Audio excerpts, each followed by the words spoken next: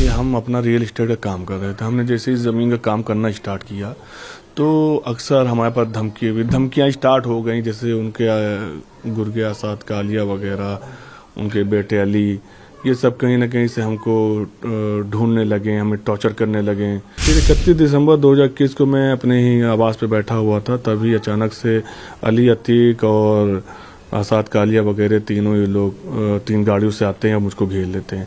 घेरने के बाद ये सब घेर के तमंचे, पिस्टल, राइफल, बहुत सारे असलहे लिए थे।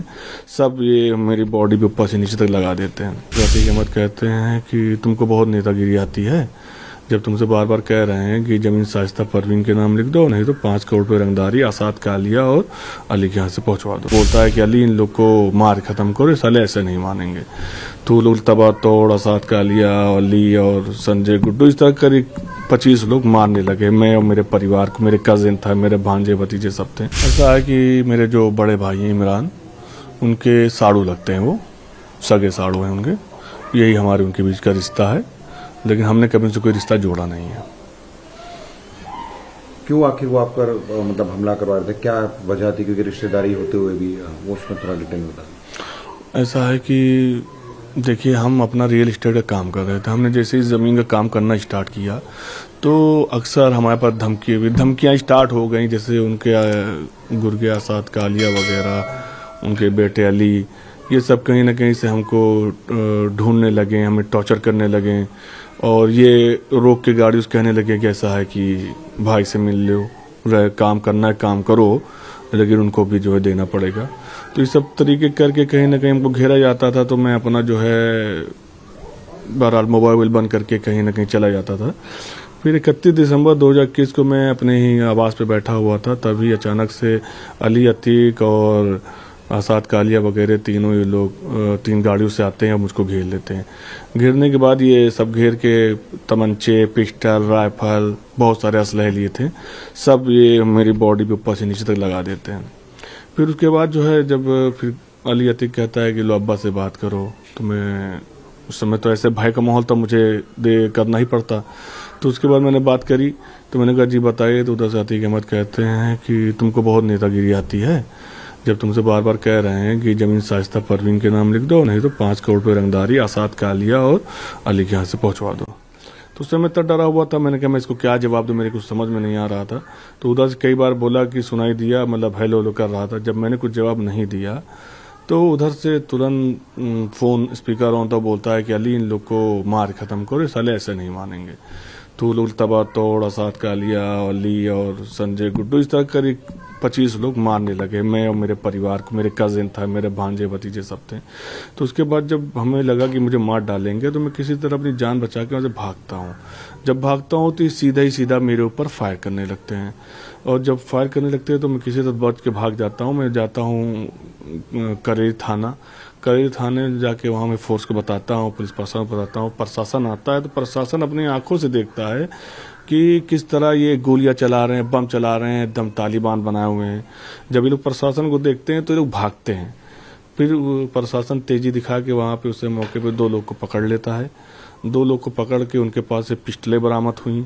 और उस समय वहाँ पे मशीन जिसे भी लाए थे, जिससे पूरा इन लोगों ने मेरा घर ढा दिया। तो वो मशीन मौके पकड़ गई। उसमें सैम महज जो गैंगस्टर है, काफ़ी बड़ा अपराधी, वो पकड़ गया।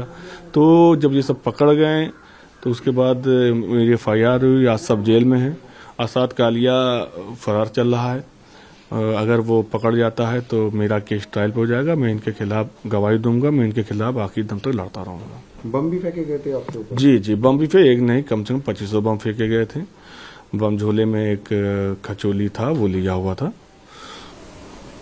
लेकिन जैसे आपने बताया कि अतीक अहमद एक तरह से रिश्तेदार लगते हैं, तो आखिर वो क्यों, मतलब रिश्तेदार? देखिए, आप एक बात समझ लीजिए, अतीक अहमद का आप इतिहास उठा के देख लीजिए। उनकी नज़र में न रिश्तेदार न नातेदार, जो उनको पैसा देता था वही उनका रिश्तेदार रहता था, वही उनका बेटा हो जाता था, वही सबसे करीबी गुर्गा हो जाता था। तो जब हमने नहीं दिया तो हम विरोधी हो गए। लोगों ने बहुत तरीके के हमारे पर इल्ज़ाम लगाए कि इन्होंने अतीक अहमद से पैसे लिए हैं, अतीक अहमद की ज़मीन है। तो मैं सबसे ये कहना चाहता हूँ कि भैया आके देख लो, ये हमारे बाप दादा की पुश्तैनी ज़मीन है। और हम बाप दादा से हमने सब कुछ अच्छा देखा है, अच्छा खाया, अच्छा पिया है हमने। और अतीक अहमद जैसे लोगों से हम लोगों ने हमेशा दूरी करी है, ना रंगदारी देख के हमारे साथ ये अंजाम हुआ। लेकिन ये बाबा जी की सरकार है जिसमें हमने अपनी आवाज़ उठाई है, और बाबा जी की सरकार रहते हुए अगर हमारी गवाही होगी तो हम खिलाफ गवाही भी देंगे। गुड्डू मुस्लिम जैसे आपने नाम भी लिया था, तो उसका क्या रोल रहता है और क्या करता है वो, मतलब उनके साथ? गुड्डू मुस्लिम देखिए उनका बहुत पुराना गुर्गा है, हर कोई उसके बारे में जानता है। वो बम वम बनाना उसके लिए बहुत मामूली बात है। आप बैठे रहेंगे, आपके बगल में बैठ के बना देगा, आपको पता भी नहीं चलेगा। तो वो एक तरीके से बहुत बड़ा क्रिमिनल रहा है। कई स्टेट में उसके ऊपर मुकदमे भी हैं, बिहार और कहाँ कहाँ उसके मुकदमे भी हैं। तो वो बहुत घातक आदमी है।